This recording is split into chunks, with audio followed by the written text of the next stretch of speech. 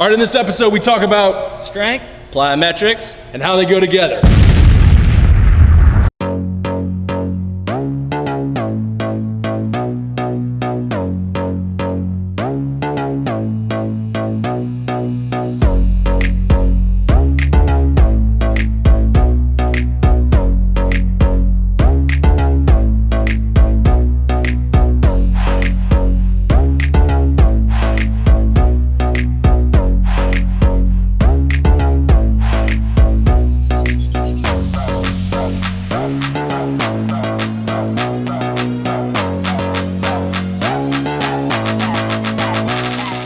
All right, Brent Porcio, Kevin Schultz, Stephen Godina here at the @TopVelocity #PitchingTips show, where you go to Twitter, Facebook, Instagram, and @TopVelocity #PitchingTips. You ask your question on anything on pitching or anything we do here at Top Velocity. We're going to answer it on the show.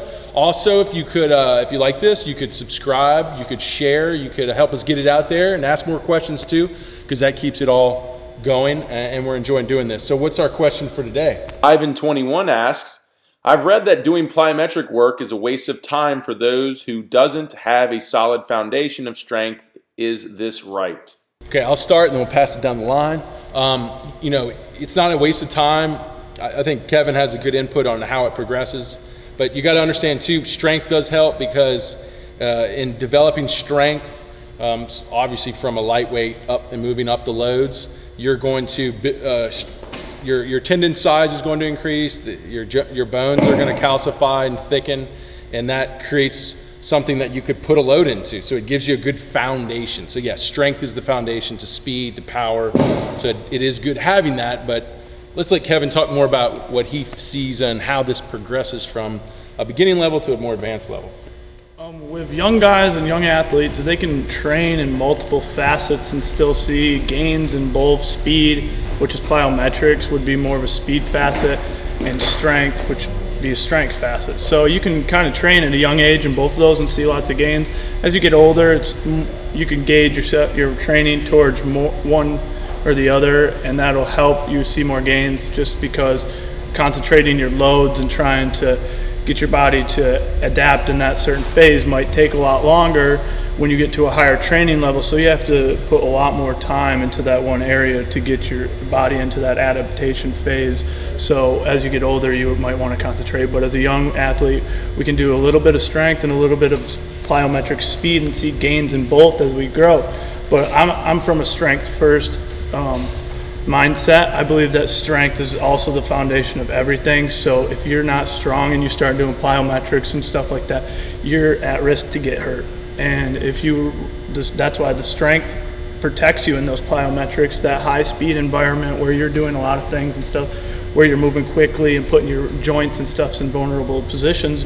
Plyometrics is a little more like that. So I think that people misinterpret that and think that the strength is something that's dangerous when the plyometrics can get a little dicey for the young athletes if they don't have that strength foundation. So, yeah. Yeah, so like what we do here, if you come into the 3X Pitch Velocity program, the first beginner training or the Ace Pitcher Handbook, it's kind of like everything. We're training every aspect like Kevin was talking about, and you will see benefits in doing that. But what happens is as you advance, you'll see level 2 is a little bit more focused on strength. I was trying to focus on strength to then apply a big power jump with level 3. But at the same time too, Kevin does a lot of customization for guys who've been through the programs here, and that's what Kevin does. Kevin really blocks it out into strength, power, speed, and it works really well for the guys that have had to advance. But if you're a beginner guy, you just need to start where you're implementing everything, which we typically are doing with our beginner training and our Ace Pitcher Handbook, and then as you level up, eventually you get to the point, if you came and trained down here, Kevin would be glad to put a program together for you at that point to where if you did want more power, you wanted more speed, he would block it out and advance you in that direction. But like he's saying, I think it's important. You don't have to be so advanced in your beginning training. You really just need to get in and get going.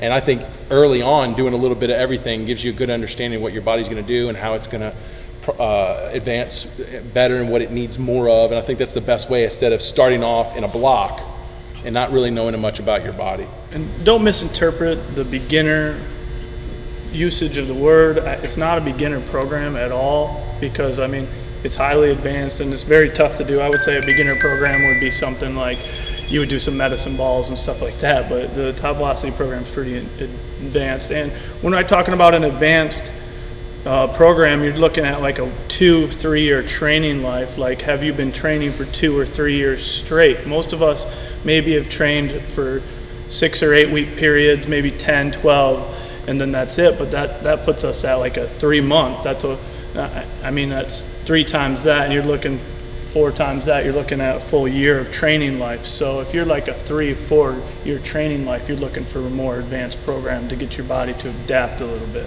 We're not talking about, I've been through the Ace Pitcher Handbook one time, I'm ready to roll. Like, it's a little bit more than that. So cool.